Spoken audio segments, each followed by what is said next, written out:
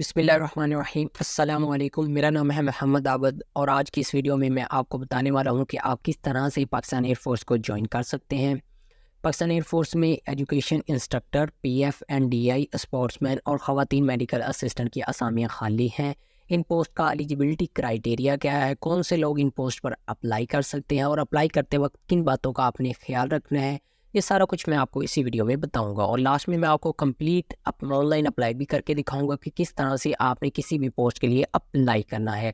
Video को last तक लाजमी देखिएगा ताकि आपको बाद में किसी भी किस्म की परेशानी का सामना ना करना पड़े। ऑनलाइन रजिस्ट्रेशन 29 अप्रैल यानी कि आज से स्टार्ट है और ये 5 मई तक जारी रहेगी। पहली पोस्ट है एजुकेशन इंस्ट्रक्टर। इसके लिए जो अहलियत है वो है कौमियत, पाकिस्तानी मर्द होना चाहिए यानी कि फ़ीमेल्स इसके लिए एलिजिबल नहीं है। ठीक है, उसके बाद जाता है जी उम्र। उम्र की आज जो बताई है वो है 22 ता 28 साल, यानी कि मिनिमम जो एज है वो 22 साल होनी चाहिए और मैक्सिमम 28 साल एज होनी चाहिए। बाशमूल तारीख 30 सितंबर 2024 तक, यानी कि 30 सितंबर 2024 तक जो आपकी एज है वो 22 साल कम अज़ कम और से ज़्यादा 28 साल होनी चाहिए। काफ़ी लोगों को अपनी एज कैलकुलेट करनी नहीं आती और ना उन्हें अपनी एग्जैक्ट एज पता होती है, तो मैं आपको बता देता हूँ कि आपने किस तरह से अपनी एज को कैलकुलेट करना है। तो आपने सिंपली इस वेबसाइट पे आ जाना है जिसका नाम है calculator.net, जिसका लिंक आपको डिस्क्रिप्शन में मिल जाएगा। यहाँ पर आने के बाद सबसे पहले यहाँ पर लिखा होगा डेट ऑफ बर्थ, तो यहाँ पर आपने अपनी date of birth, exact date of birth आपने चूज़ कर देनी है। ठीक है, जो भी आपकी डेट ऑफ बर्थ हो वो आपने यहाँ पर सिलेक्ट करनी है। उसके बाद जैसा कि उन्होंने बताया है कि आपकी एज 30 सितंबर 2024, तो यहाँ पर हम सितंबर 30 2024 ये वाली डेट सेलेक्ट करेंगे। उसके बाद कैलकुलेट एज पर क्लिक करेंगे तो हमारी एज बनी है 22 साल 0 मंथ और 15 डेज़, यानी कि मैं एलिजिबल हूँ इस पोस्ट पर अप्लाई करने के लिए। नेक्स्ट जो आ जाता है वो है कद, यानी कि कद आपका कितना होना चाहिए। यहाँ पर उन्होंने सेंटीमीटर में बताया गया है, तो हमें पता होता है कद जो है वो फीट में पता होता है, यानी कि 5 फुट समथिंग। ठीक है, तो अब हम इसे सेंटीमीटर में किस तरह से कन्वर्ट करेंगे, इसके लिए भी मैंने एक वेबसाइट ढूंढी हुई है। यहाँ पर आने के बाद आपने अपना कद मेंशन करना है। जैसे कि आपको पता है जी आपका कद है जी 5 फुट 6 इंच। ठीक है, तो ये नीचे आपको बता देगा कि जी आपका सेंटीमीटर में कितना कद बांधना है, तो 170 बांधना है। ठीक है, तो यहाँ पर आप देख सकते हैं जी उन्होंने 163 मांगा हुआ है, 163 से 188 तक सेंटीमीटर, यानी कि इतना आपका कद होना चाहिए। यानी कि 170 है मैं, यानी कि इसके लिए भी एलिजिबल हूँ। उसके बाद आ जाता है जी तालीमी काबिलियत, यानी कि कौन से सब्जेक्ट आपने पढ़े हो या आपकी कितनी एजुकेशन होनी चाहिए। तो सबसे पहले है जी मैथ इंस्ट्रक्टर, उसके लिए उन्होंने बोला हुआ है जी BS 4 ईयर किया हो या MSc या BSc आपने की हो मैथ में। ठीक है, और सेकंड डिवीजन हो या 2.5 CGP हो। इस तरह फिज़िक्स इंस्ट्रक्टर के लिए आपने फ़िज़िक्स पढ़ी हो और इंग्लिश इंस्ट्रक्टर के लिए आपने इंग्लिश पढ़ी हो, बाकी सेम क्राइटेरिया ही है। ठीक है, उसके बाद नेक्स्ट आ जाता है जी PF&DI। ठीक है, उसके लिए कौमियत पाकिस्तानी मर्द है, यानी कि इस पोस्ट के लिए भी सिर्फ मर्द एलिजिबल है, औरतें एलिजिबल नहीं हैं। अज़दवाजी हैसियत यानी कि गैर शादीशुदा होना चाहिए। उसके लिए उम्र की हद जो बताई गई है वो 16.5 से 22 साल तक है, बाशमूल तारीख 23 दिसंबर 2024 तक, यानी कि आपकी उम्र 16.5 साल से 22 साल होनी चाहिए। ठीक है, जैसा कि मैंने आपको पहले ही बताया कि आपने किस तरह से अपनी एज कैलकुलेट करनी है, तो आपने ये वाली लास्ट डेट ऐड करनी है और अपनी डेट ऑफ बर्थ ऐड करके चेक कर लेना है कि आपकी एज कितनी बनती है। और इस तरह से कद उन्होंने बताया हुआ है 178 था 188, जो लास्ट टाइम मैंने आपके सामने अभी कैलकुलेट किया था वो 177 आया था, यानी कि 5 फुट 6 समथिंग कद बना था। तो ये भी आप वैसे ही कैलकुलेट कर सकते हैं जैसे मैंने अभी आपको कैलकुलेट करके बताया है। इसके लिए तलीमी काबिलियत जो बताई गई है वो है मैट्रिक साइंस कम से कम 60% नंबर के साथ पास किया हो। उसके बाद फिजिक्स, केमिस्ट्री और रियाजी में 45% नंबर हो और इंग्लिश में कम से कम 50% नंबर हो। उसके बाद आ जाता है जी स्पोर्ट्स मैन। इसके लिए कौमियत यानी कि पाकिस्तानी मर्द इसके लिए एलिजिबल है, फीमेल इसके लिए एलिजिबल नहीं है। अज़वाजी हैसियत गैर शादीशुदा मर्द होना चाहिए। उम्र की जो बताई गई है वो है जी 15.5 साल, यानी 15.5 साल से लेकर 20 साल आपकी एज होनी चाहिए। और इन्होंने डेट बताई हुई है कि 23 दिसंबर 2024 तक आपकी जो एज है वो मिनिमम 15.5 साल और मैक्सिमम 20 साल होनी चाहिए। और कद इन्होंने बताया 163 था 188 सेंटीमीटर। ये भी मैंने आपको बताया कि आपने किस तरह से कैलकुलेट करना है। इसके बाद जाती है जी तालीमी काबिलियत, मैट्रिक साइंस, यानी कि आपने मैट्रिक जो है वो साइंस से पास करनी है 60% नंबरों के साथ। ठीक है, तो आप स्पोर्ट्समैन के लिए एलिजिबल हैं।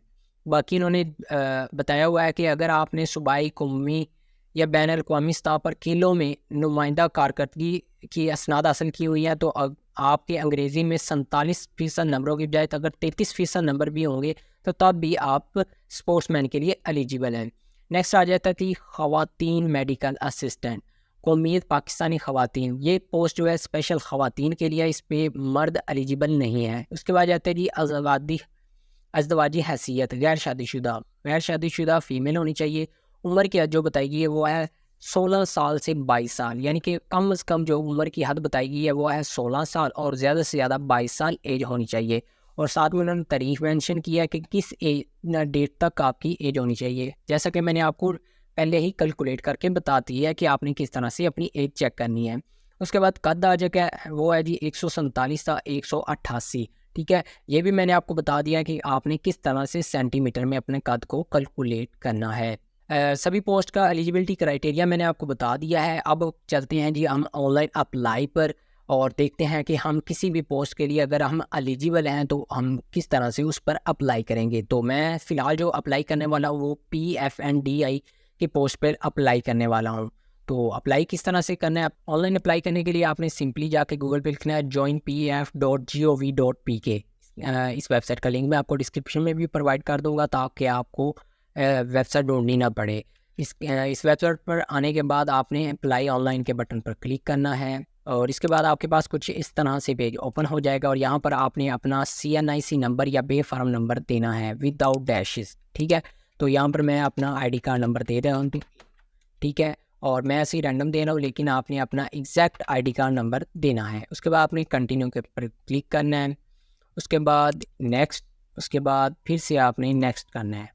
इसके बाद आपने आ जाना है, यहाँ से आपने अपनी पोस्ट सेलेक्ट करनी है, जो कि मैंने आपको बताया था कि मैं अभी PFNDI पर अप्लाई करने वाला हूँ। तो जिसके आगे नॉर्मल लिखा होगा वो आपने अप्लाई करना है। अगर आप स्पेशल कैटेगरी से हैं, यानी कि आप गिलगित बल्तिस्तान से हैं, फाटा से हैं या बलोचिस्तान अदर कोटा या अदर दैन कोयटा, ठीक है, अगर आप इनमें से किसी भी कैटेगरी में फॉल करते हैं तो आप इनमें से अप्लाई करेंगे। लेकिन मोस्टली जो पंजाब से लोग हैं वो आप इस कैटेगरी में अप्लाई करेंगे, PFNDI नॉर्मल। इस पर क्लिक करेंगे, यहाँ पर आपको वही एलिजिबिलिटी क्राइटेरिया है, एज आ रही है, नेशनैलिटी आ रही है, मेरिटल स्टेटस, यानी कि वो सारी चीज़ें जो मैंने आपको पहले बताई हैं वही चीज़ें आपको यहाँ से बता रहा है कि अगर आप इन चीज़ों को पूरा करते हैं तो आप इस पर एलिजिबल हैं और अप्लाई कर सकते हैं। तो जी मैं पूरा करता हूँ, तो मैं इस पर अप्लाई पर क्लिक करूँगा। वहाँ ये हमारे पास आ चुका है जी एप्लीकेशन फार्म। यहाँ पर वो कह रहा है जी इम्तिहान की तारीख और सेंटर एक बार मुंतखब होने के बाद तब्दील नहीं किया जाएगा, ठीक है, और गलत मालूमात फराहम करने पर रजिस्ट्रेशन मनसूख कर दी जाएगी। तो इस बात का आपने ख्याल रखना है। सिलेक्शन सेंटर जो मेरे करीब तरीन है वो लाहौर है, बाकी आपने अपने मुताबिक देख लेना है आपके करीब तरीन कौन सा है। मैं लाहौर को सिलेक्ट करूँगा। उसके बाद मैंने आपको बोला था ID कार्ड नंबर आपने ध्यान से लिखना है, क्योंकि अगर आप गलत लिखेंगे तो फिर आपको यहाँ पर जो ID कार्ड नंबर है वो बाय डिफ़ॉल्ट वही आएगा जो आपने पहले लिखा होगा। अगर आपका गलत हो जाता है तो आपने इसको बैक करके दोबारा से सही पुट करके इधर दोबारा से वापस आ जाना है। यहाँ पर आपने अपना नेम देना है, इसके बाद यहाँ पर आपने अपना फादर का नेम देना है, यहाँ पर आपने अपनी exact date of birth select करनी है, ठीक है। डेट ऑफ बर्थ सेलेक्ट करने के बाद यहाँ पर आपने अपना जेंडर सेलेक्ट करना है, अपनी हाइट सेलेक्ट करनी है सेंटीमीटर्स में, जैसा कि मैंने आपको बताया तो आपकी किस तरह से कन्वर्ट करनी है अपनी हाइट को, फीट में किस तरह से कन्वर्ट करनी है या सेंटीमीटर में किस तरह से कन्वर्ट करनी है, वो मैंने आपको पहले ही करके दिखा दिया। तो यहाँ पर आपने वो सेलेक्ट करनी है कि आपकी हाइट कितनी बनती है इन सेंटीमीटर। उसके बाद आपने यहाँ पर रिलीजन सेलेक्ट करना है, उसके बाद मैरिटल स्टेटस, उसके बाद डोमिसाइल आपका पंजाब होगा, ठीक है, या जो भी होता है वहाँ से आपने अपना सेलेक्ट करना है। उसके बाद फादर ऑक्यूपेशन, ठीक है, आपके वालिद साहब क्या काम करते हैं। तो अगर आप वो मज़दूर हैं, फार्मर हैं, लेबर हैं, जो भी हैं, आपने यहाँ पर मोल लिख देना है, ठीक है। उसके बाद जी लैंग्वेज स्पीक एट होम, कौन सी लैंग्वेज आप घर में बोलते हैं, पंजाबी बोलते हैं, उर्दू बोलते हैं, ठीक है, मोस्टली पंजाबी होगा या उर्दू होगा, ठीक है, जो बोलते हैं लैंग्वेज आप घर में वो आपने यहाँ पर सिलेक्ट करनी है। उसके बाद एड्रेस आ जाता है जी, आपने अपना घर का एड्रेस देना है, मुकम्मल कंप्लीट एग्जैक्ट एड्रेस देना है, ठीक है। उसके बाद यहाँ पर आपने अपना मोबाइल नंबर देना है और यहाँ पर आपने प्रेजेंट एड्रेस, मौजूदा पता और परमानेंट एड्रेस, मुस्तकिल पता आपने यहाँ पर देना है। उसके बाद आपने यहाँ पर enter mobile number for result card and call letter, वो नंबर देना है जो आपका एक्टिवेट हो, यानी कि वो नंबर जो आपका ज़्यादा मोस्टली चलता हो, जिस पर आपसे वो रब्ता कर सकें। कल को आप अगर सिलेक्ट हो जाते हैं तो आपका रिज़ल्ट और कॉल लेटर उसी नंबर के ज़रिए आप तक पहुँचाया जाएगा। उसके बाद यहाँ पर आपने अपना ईमेल देना है, उसके बाद आती है ऐड क्वालिफ़िकेशन। यहाँ पर आपने अपनी क्वालिफ़िकेशन ऐड करनी है। जैसे कि अभी ये पोस्ट ही मैट्रिक पर है तो यहाँ पर मैं मैट्रिक ऐड करूँगा, ठीक है। साइंस, उसके बाद सब्जेक्ट, उसके बाद पासिंग ईयर हम सिलेक्ट करेंगे जी कौन सा है जी। उसके बाद नंबर शंबर ऐड करेंगे और इस तरह से आपने ये अपनी सारी डिटेल देनी है। उसके बाद स्कूल का नाम देना है, कुछ भी दे सकते हैं। मैं जल्दी से ये सारा फॉर्म फिल करके आपको सबमिट करके दिखाता हूँ। उसके बाद मैं आपको बताऊँगा कि आपने किस तरह से स्लिप जो है वो किस तरह से हासिल करनी है, या अगर आपसे गुम हो जाती है तो वो दोबारा आपने किस तरह से निकालनी है। सारी डिटेल फिल करने के बाद आपने एक दफ़ा फिर से अपनी सारी डिटेल को चेक कर लेना है कि आपकी डिटेल में से कोई भी चीज़ गलत ना हो। उसके बाद आपने सिंपली सबमिट पे क्लिक करना है। तो जैसे ही आप सबमिट पे क्लिक करेंगे तो आपके पास इस तरह से आपकी जो स्लिप है वो इशू हो जाएगी, ठीक है। अब अगर मिसाल के तौर पर आपने इसे पहले तो सेव एज़ PDF कर लेना है, यानी कि आपने PDF में इसे डाउनलोड कर लेना है, ठीक है। उसके बाद अगर आप प्रिंट लेना चाहते हैं तो वो ले लेना है। PDF को सेव करने के बाद आपने इसका प्रिंट ले लेना है और टेस्ट वाले दिन आपने ये स्लिप अपने साथ लेके जानी है। इस स्लिप पर आपकी जो है डेट शीट मेंशन होगी कि किस दिन आपने टेस्ट देने जाना है, ठीक है। और यहाँ पर ये बता देते हैं कि किस डेट को आपने टेस्ट देने जाना है, किस टाइम जाना है, ठीक है। उसके बाद नीचे इंस्ट्रक्शन बताई हुई है कि क्या क्या चीज़ आपने साथ लेकर जानी है, ठीक हो गया। अब ये अगर आपसे स्लिप गुम हो जाती है या आपका ये पेज कट जाता है तो आपने ये किस तरह से दोबारा से हासिल करनी है। तो वापस आपने उसी पेज पर आ जाना है जहाँ से आपने अप्लाई स्टार्ट किया था। यहाँ पर लिखा होगा प्रिंट स्लिप, तो आपने सिंपली इस बटन पर क्लिक करना है। इस बटन पर क्लिक करने के बाद यहाँ पर आपने आ जाना है और यहाँ पर आने के बाद आपने अपना ID कार्ड नंबर यहाँ पर एंटर करना है। जैसे ही आप अपना ID कार्ड नंबर एंटर करेंगे तो यहाँ पर आप प्रिंट स्लिप पर क्लिक करेंगे तो आपकी वही सी स्लिप जो अभी आपने अप्लाई किया होगा वो स्लिप आप दोबारा भी डाउनलोड कर पाएंगे। तो मैं उम्मीद करता हूँ कि आपको वीडियो अच्छी लगी होगी और आपको मुकम्मल समझ आ गई होगी कि किस तरह से आपने एलिजिबिलिटी क्राइटेरिया चेक करना होता है और उसके बाद किस तरह से कंप्लीट आपने अप्लाई करना है। तो यहाँ पर अगर आप आ चुके हैं तो आपके लिए खुशखबरी है कि इस वीडियो के नीचे मैं अपने व्हाट्सएप ग्रुप का लिंक भेज दूँगा। अगर आपको कोई भी मसला या प्रॉब्लम आती है या आपको समझ नहीं आती या जॉब की अपडेट के लिए कुछ भी, यानी कि अगर आपका इशू होता है तो उस ग्रुप को आप ज्वाइन कर लीजिएगा। आपको तमाम तर इन्फॉर्मेशन उसी ग्रुप में मिलती रहेगी।